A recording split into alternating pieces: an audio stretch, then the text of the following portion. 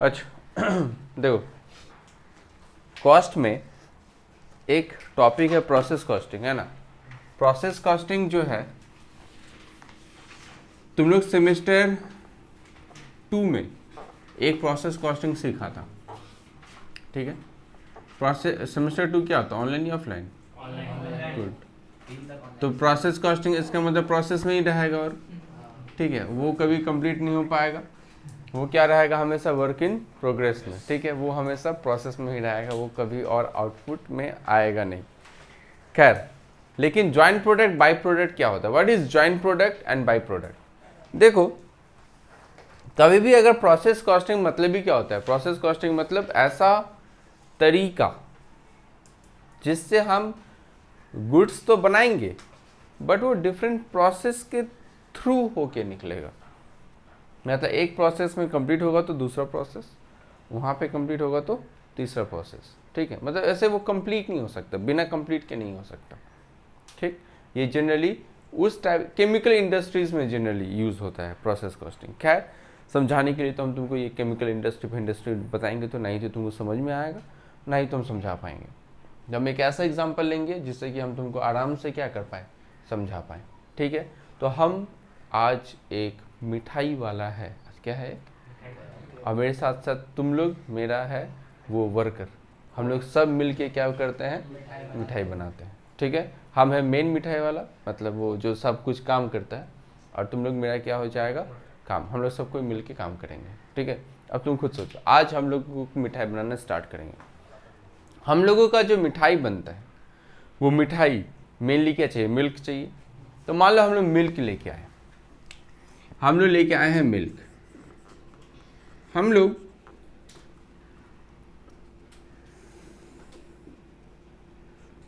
हजार केजी, नहीं 1 minute, 1000 KG milk लिए, किलो भी बोला जाता, ठीक है, लीटर 1000 लीटर। और कितना रुपया लीटर चल रहा है अभी, 60 रुपया पकड़ ले, 60 रुपया। तो इसका मतलब कितना रुपया का आ गया मिल्क, 60,000। अब तो जो मिल्क आएगा, ये मिल्क से सबसे पहले क्या करेंगे अपने, खोआ ऐसे नहीं बनता है, खोआ ऐसे नहीं बनेगा, ना ही तो पनीर बनेगा, कुछ भी नहीं बनेगा, सिर्फ मिल्क से कुछ भी नहीं बनेगा। और याद रखें, तुम लोग क्या है, कोवर्कर, मतलब तुम लोग तो मेरा हेल्पर है, तो तुमको कुछ मालूम नहीं, हम जो बोलेंगे वही तुमको करना है। तुमको मालूम नहीं है कि मिठाई कैसे बनता है, हमको मालूम है मिठाई कैसे बनता है, ठीक है। मिल्क से कभी खोआ हुआ कुछ डायरेक्ट नहीं बन सकता। मिल्क से कोई भी मिठाई बनाने के लिए पहले उसको काटना पड़ता है, मालूम होगा ये बात तुमको। पहले उसको काटना, मिल्क काटने का मतलब नहीं समझता है, हाँ फट जाना, छेना निकालने के लिए, हाँ, नींबू निचोड़ के डालो, ये कैसे भी डाल करो, लेकिन मिल्क को तो पहले फाड़ना पड़ेगा। तो ये हम लोगों का पहला काम हो गया। लेकिन तुम खुद बताओ, हम लोगों का पहला तरीका क्या है, मिल्क को फाड़ना। अगर मिल्क को फाड़ेंगे तो मिल्क कितना का है, 60,000। अब जो बंदा काम कर, तुम ही लोग में से कोई एक जन मिल्क फाड़ेगा, हम तो बोलेंगे सुनो ये 60,000 का मिल्क, 1000 लीटर मिल्क है, तुम उसको क्या कर दो, फाड़ दो। अब तुम उसको फाड़ेगा, फिर मतलब फेंटेगा, फिर उसमें क्या डालेगा, नींबू डालेगा या फिर कुछ भी डालेगा, मिल्क को फाड़ेगा। उसके लिए तो तुम कुछ ना कुछ पैसा लेगा, तुम तो लेबर है, तुम तो काम करेगा तो पैसा चार्ज करेगा। मतलब यहाँ पे भी कुछ ना कुछ क्या आएगा, लेबर का खर्चा आएगा। मान लो तुम 5,000 रुपया लेता है, ठीक है। अब इसके साथ साथ तुम जो मिल्क फाड़े, मिल्क क्या खुद फट जाएगा, उसमें नींबू डालेगा या फिर कुछ और तरीका से मिल्क फाड़ेगा, कोई भी तरीका हो, उसके अगर तुम नींबू भी खरीदा तो नींबू के पीछे भी तो कुछ खर्च है। एक नींबू खरीदा, 5 रुपया 10 रुपया कुछ तो खर्च आएगा। वो सारा का सारा क्या होता है, इनडायरेक्ट एक्सपेंसेस। मान लो 1000 रुपया खर्च हो रहा है, सपोज, और भी बहुत हम एग्जांपल ले रहे हैं, 1000 रुपया खर्च किए, यानी कि प्रोसेस 1 में 60,000 रुपया मिल्क, 5,000 रुपया लेबर, 1000 रुपया क्या लग चुका है, नींबू, अब यहां से ये जो पॉइंट है, यहां से मान लो तुम लोग क्या किया, मिल्क को फाड़ दिया, मिल्क फट गया। अब मिल्क जब फटेगा तो उसमें से छेना निकलता है। अब बताओ छेना से क्या क्या बन सकता है? पहले पनीर, संदेश छेना से नहीं बनता है। ये हम लोगों का, ये मेरा हेल्पर में सबसे बेकार हेल्पर है, ठीक है, एकदम उसको कुछ भी नहीं पता, छेना से संदेश बनाएगा, बता। हाँ पनीर, ठीक है, सबसे पहले छेना से सबसे मेन आइटम जो बनता है वो क्या है? पनीर। फिर छेना से बनता है रसगुल्ला, ठीक है। फिर और भी बहुत सारा मिठाई बनता है, शुगर फ्री मिठाई या फिर कलाकंद, ये सब भी बनता है, पर कलाकंद में ज़्यादा छेना नहीं लगता, खैर लगता है। लेकिन यहाँ पे एक काम है, जो शुगर फ्री मिठाई होता है ना, वो बेसिकली सिर्फ और सिर्फ छेना से ही बनता है, शुगर फ्री वाला। वो शुगर फ्री वाला मिठाई 3 रखें या और भी करें? काफी है 3। अब देखो काफी है शुगर फ्री मिठाई, ठीक है। अब सुनो, और ये एक ऐसा पॉइंट है जहां पे हम लोग क्या बना रहे हैं, यहां पे छेना बना है, यहां पे छेना बना। अब छेना बनाने के बाद या तो हम पनीर बनाए, या तो रसगुल्ला बनाए, या तो शुगर फ्री, कुछ भी बनाए। लेकिन पनीर भी तो बेचा जाता है, सॉरी पनीर बोल रहे हैं, छेना भी तो नॉर्मली बेचा जाता है, तो छेना का भी तो एक मार्केट प्राइस होगा, छेना भी हम लोग बेच सकते हैं। तो छेना खुद ही एक क्या है? प्रोडक्ट, खुद ही एक प्रोडक्ट है, ठीक है। तो एक छेना भी क्या बन गया है? एक प्रोडक्ट। यानी कि हम यहां से छेना भी डायरेक्ट बेच सकते हैं। यहां तक जो भी खर्चा है, इससे पहले जो भी खर्चा आता है, इसको बोला जाता है pre split of point. Pre split of point मतलब स्प्लिट ऑफ पॉइंट से पहले का जो खर्च है। अगर हम इससे पहले का, अगर हम अभी तुमसे पूछे कि ये छेना के पीछे हम अभी तक कितना खर्च कर चुके हैं? 66,000। तो ये 66,000 में से कितना खर्च शुगर फ्री मिठाई के लिए है, कितना खर्च रसगुल्ला के लिए है, या फिर कितना खर्च पनीर के लिए? नहीं पता। ये इसको बोला जाता है जॉइंट कॉस्ट।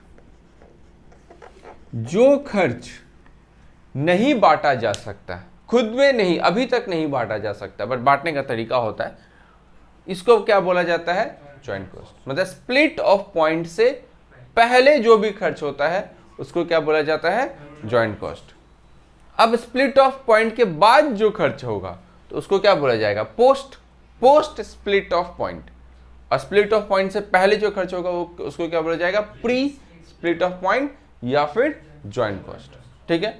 नाम से समझ आ रहा है जॉइंट कॉस्ट, मतलब सब कुछ मिला के जो खर्च हो रहा है, ठीक है। अब यानी इस पॉइंट को क्या बोलेंगे हम लोग? Split of point. बात समझ में आ रहा है? पनीर बना रहे हैं, छेना बना है, छेना से पनीर बनेगा, खुद से बन जाएगा क्या, या कुछ खर्च करना पड़ेगा? लेबर हो चाहे जैसे भी हो, छेना अगर छेना से पनीर बनाना पड़ेगा, उसको एक रात लगता है उस पनीर को बनाओ, छेना को कैसे रखा जाता है वैसे करके सोचो। तो ये जो पनीर है उसमें भी पनीर को बनाने में कुछ खर्च लगेगा, रसगुल्ला को बनाने में खर्च लगेगा, अलग से खर्च लगेगा। अब पनीर बनाने के लिए जो खर्च लगा, हो सकता है उसका नाम क्या हो? प्रोसेस 2। रसगुल्ला बनेगा तो रसगुल्ला में तो और भी खर्च है, अभी चीनी लगेगा, वो कैसे कैसे करके बनाया जाएगा, तो लेबर लगेगा, बहुत खर्च लगेगा अभी तो रसगुल्ला बनाने में।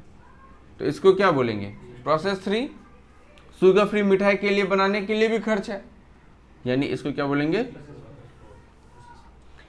यानी कि एक स्प्लिट ऑफ पॉइंट पे, स्प्लिट ऑफ पॉइंट आ गया, इसके बाद अगर तुमको उसी प्रोडक्ट से और भी कोई प्रोडक्ट बनाना है तो उसके पीछे और भी कुछ खर्च होता है। तो खर्च होगा ऐसे करके फिर वो इसका क्या निकलेगा?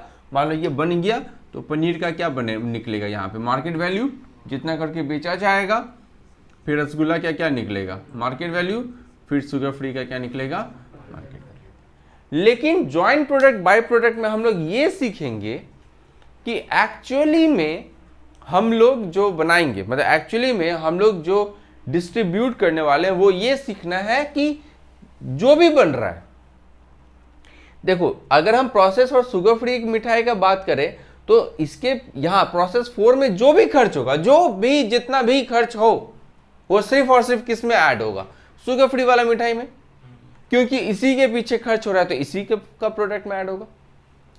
रसगुल्ला बनाने में जो खर्च हो रहा है वो किस में ऐड होना चाहिए, रसगुल्ला का खर्च में ऐड होना चाहिए।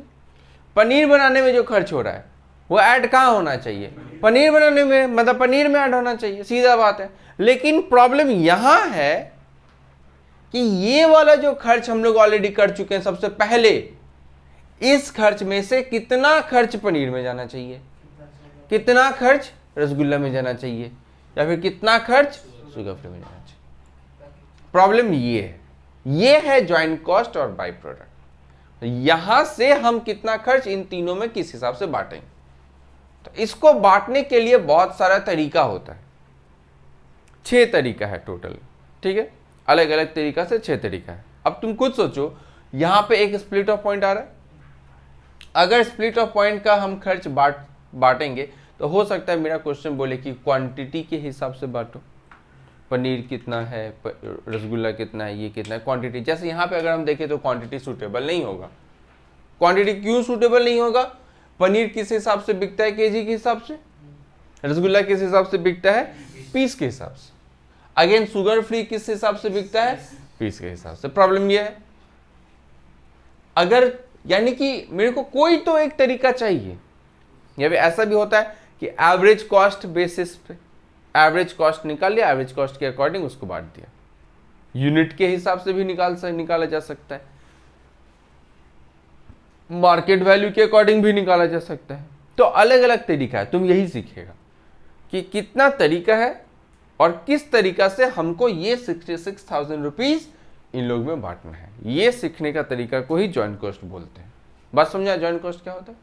अच्छा, अब एक बात बताओ, ऐसा हो सकता है, पता नहीं तुम लोगों को मालूम है कि नहीं, जब मिल्क को फाड़ा जाता है तो मिल्क को फाड़ के उसमें से क्या निकाल लिया जाता है, छेना। लेकिन जो पानी बच जाता है उस पानी का क्या होता है? कोई दूसरा नहीं, हाँ, उसको फाड़ने के लिए, उसको फाड़ने के लिए यूज होता है। हाँ, उसको फाड़ने के लिए यूज होता है, वो हम सुने नहीं तुम्हारा बात।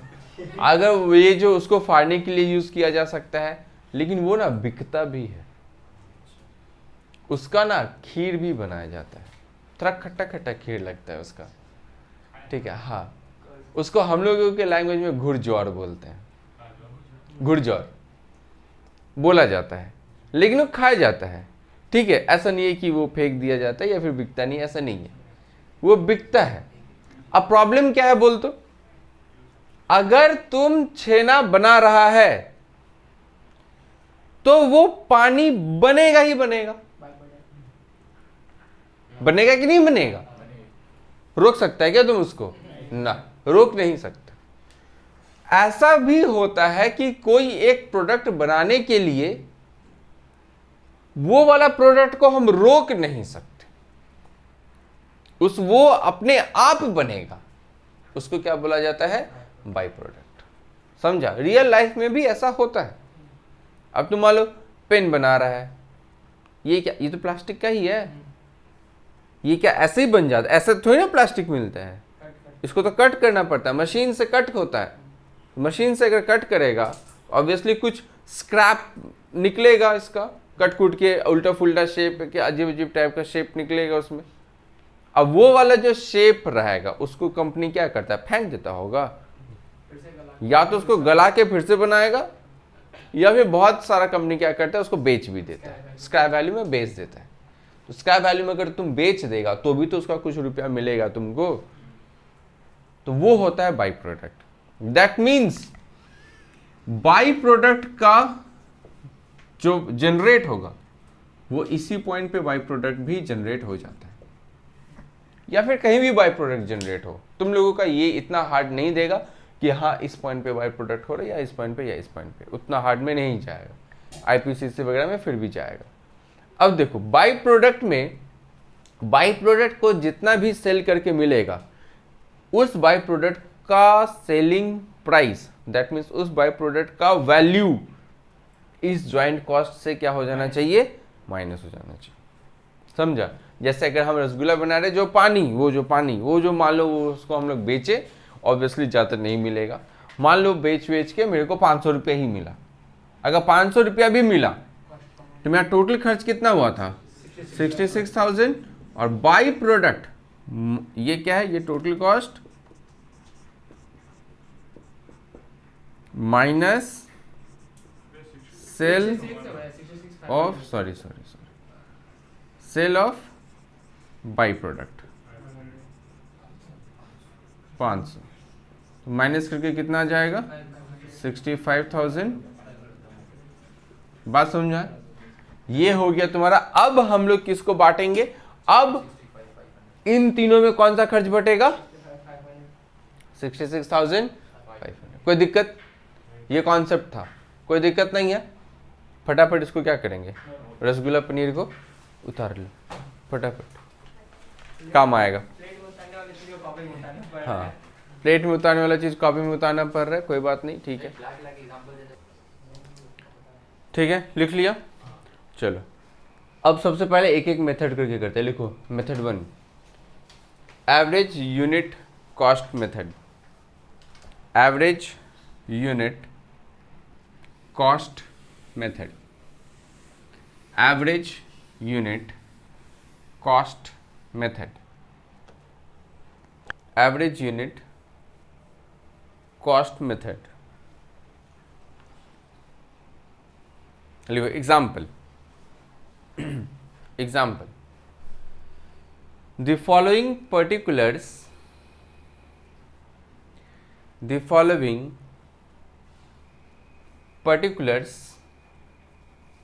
are available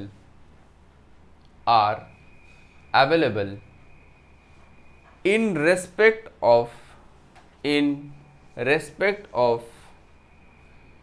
three joint products three joint products P, Q and R, P, Q and R, produced in the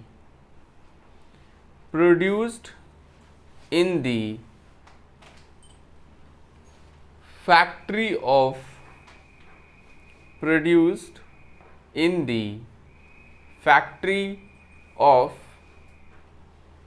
Sachin Engineering for the month of September 2020। ठीक है, फुल स्टॉप। उसके नीचे लिखो number A, pre separation cost. Number A, pre separation cost. Pre separation cost लिखो direct material, उसके अंदर लिखो direct material 60,000, नहीं उसके अंदर प्री सेपरेशन कॉस्ट, उसमें लिखिएगा direct material 60,000, direct labour 40,000 and overhead 20,000 and overhead 20,000। Direct material 60,000, direct labour 40,000 और ओवरहेड 20,000 एंड ओवरहेड 20,000 लिखा। उसका लिखो post separation cost. Number b post separation cost. Post separation cost उसके अंदर लिखो product p 24,000, product P 24,000, Q 60,000, R 64,000।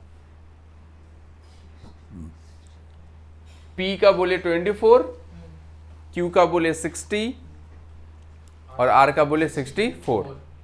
ठीक है, उसके लिखो number C, quantity of output, quantity of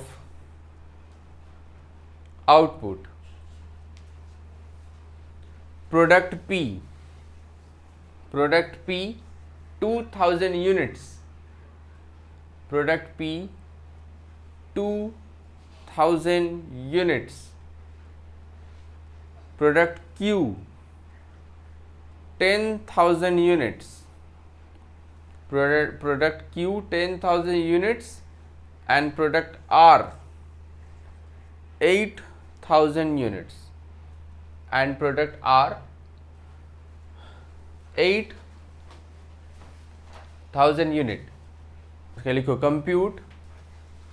compute cost per unit, compute cost per unit of joint product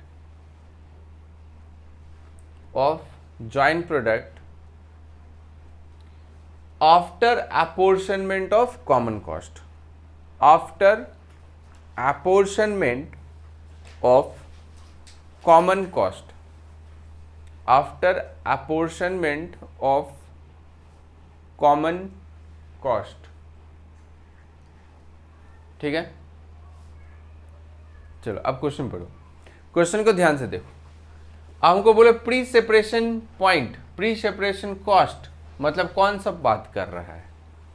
pre separation मतलब क्या हो रहा है? पहले किसके पहले?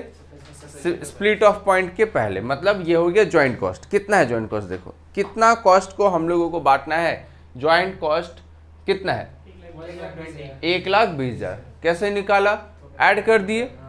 प्री सेपरेशन कॉस्ट में क्या क्या है? 60, लेबर का कितना है? 40 और ओवरहेड का 20, तो टोटल कितना हो गया? 1,20,000। ठीक है, उसके बाद हमको बांटना है। किस मेथड्स में बोला है बांटने के लिए वो देखो। Average unit cost, average unit cost मतलब हो गया यूनिट के हिसाब से। ठीक है, लिखो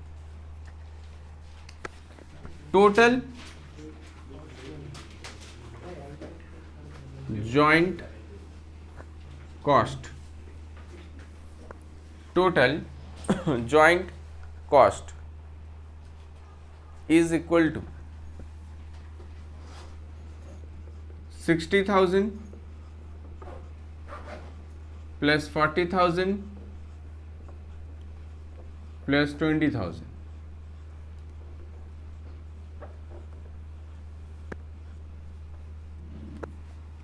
is equal to 1,20,000 is equal to 1,20,000। इसका लिखेगा total number of unit, total number of units is equal to, बताओ P कितना बना? 12 यूनिट बोले, यूनिट 2,000, 10,000 और 8,000। तो 2,000, एक काम करो 2,000 बहुत कम है, वो 10 और 8 है। P को तो 12 कर दो, P को 2 मत रखो, 12,000 रखो, तो बहुत ही कम है वो। तो फिर क्या हो गया? 12,000, 12,000 के बाद क्या था? 10,000 और 8,000, तो कितना हो गया ये? 30,000, 30,000। अब मेथड का नाम पढ़ो। मेथड का नाम क्या है? Average unit cost. Average unit cost मतलब एक यूनिट का एवरेज करो कितना आएगा? एवरेज यूनिट कॉस्ट में क्या करते हैं हम लोग, पहले टोटल शेयर निकाल लेते हैं कि जॉइंट कॉस्ट कितना है, उसका निकालते हैं कि हर एक प्रोडक्ट कितना यूनिट बना है, टोटल यूनिट पता चल गया। अब इसके अकॉर्डिंग निकालेगा कि एक यूनिट के ऊपर कितना खर्च हुआ है, तो लिखिएगा cost per unit.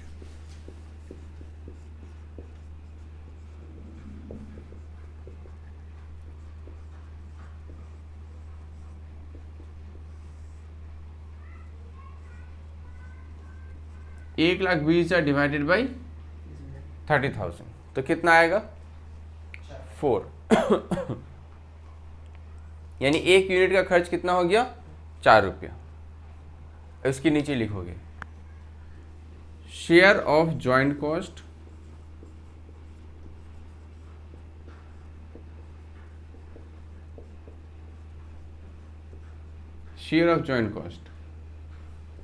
For product P for product P। देखो तो P कितना यूनिट बना था 12,000 और एक यूनिट के पीछे कितना खर्च हो रहा है 4 रुपया, तो P के पीछे कितना खर्च हुआ होगा 12,000 इंटू 4 कितना हो जाएगा 48,000।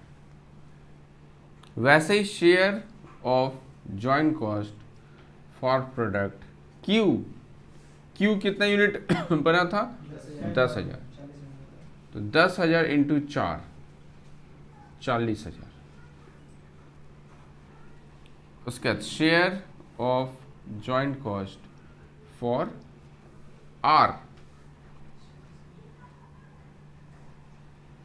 R का कितना बना है 8,000, तो 8,000 इंटू 4 32,000 32,000। ठीक है। अब अगर मान लो यही क्वेश्चन होता है, ठीक है, यही सेम ही क्वेश्चन होता और मेरे को बोलता है कि एक बाई प्रोडक्ट भी है एस बोल के और उसको हम लोग बेच सकते हैं 10,000 रुपया में, तो हम लोग क्या करते टोटल जॉइंट कॉस्ट क्या करते 60 40 20 ऐड करके कितना है 1,20,000 बाई प्रोडक्ट को बेच के कितना मिलेगा 10, तो इसको माइनस कितना कर देंगे 10, तो बचेगा कितना 1,10,000। अब 1,10,000 यहाँ पे कितना हो जाता फिर किसको बांटते हम लोग 1,10,000 के अकॉर्डिंग ये पूरा कैलकुलेशन होता। तो बाई प्रोडक्ट अगर क्वेश्चन में है तो कोई टेंशन वाला बात नहीं, बाई प्रोडक्ट रहेगा तो बाई प्रोडक्ट का एक सेलिंग प्राइस भी रहेगा, बस वो हमको जॉइंट कॉस्ट के साथ क्या कर देना है माइनस, और कुछ नहीं कर ठीक है, और कुछ भी नहीं करना। तो ये हम लोग एक मेथड सीख लिए जिसका नाम था एवरेज कॉस्ट मेथड। ठीक है। अच्छा, अब अगर मान लो इसी क्वेश्चन में प्रोडक्ट P के पीछे देखो एक्स्ट्रा कितना खर्चा हो रहा है, एक्स्ट्रा भी तो खर्च हो रहा है 24,000 और क्या खर्च हो रहा है 24 60 64 ये PQR का, और कुछ खर्चा है क्या अलग से नहीं, और कुछ अलग, तो फिर अलग से भी बोला जा सकता है कि भाई P कितना, P का पर यूनिट निकालो, Q का पर यूनिट निकालो, R का पर यूनिट निकालो, ऐसा भी बोल सकता है क्वेश्चन अगर उस हिसाब से बोलेगा।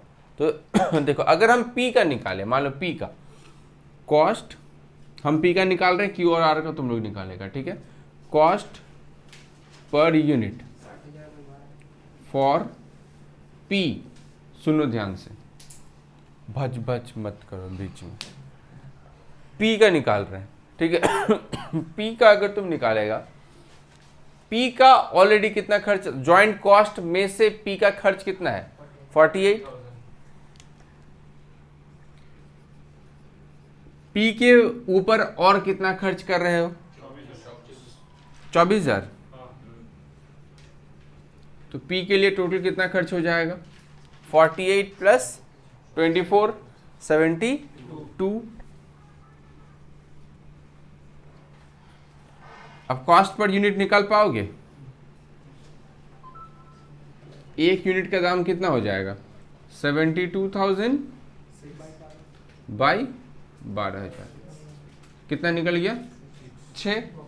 अब तुम मेरे को ये भी बोल सकता है ऐसे क्यों किए, ऐसे भी तो कर सकते थे, अब पर यूनिट कितना था, पी के ऊपर कितना खर्चा किए, तो 24,000 खर्च होता है पी के ऊपर। पी कितना यूनिट बन रहा है, पी कितना यूनिट बन रहा है, 12,000।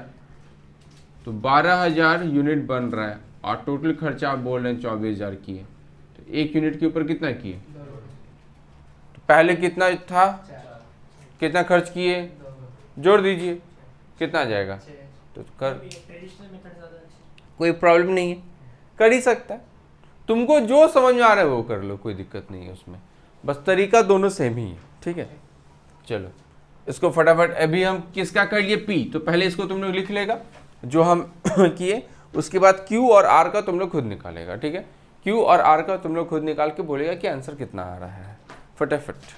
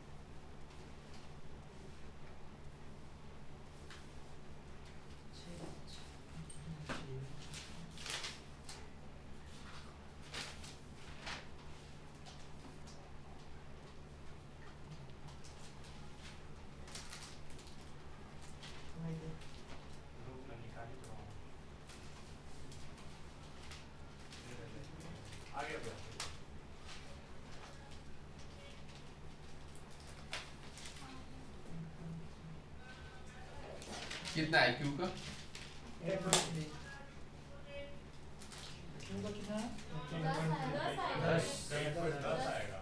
10।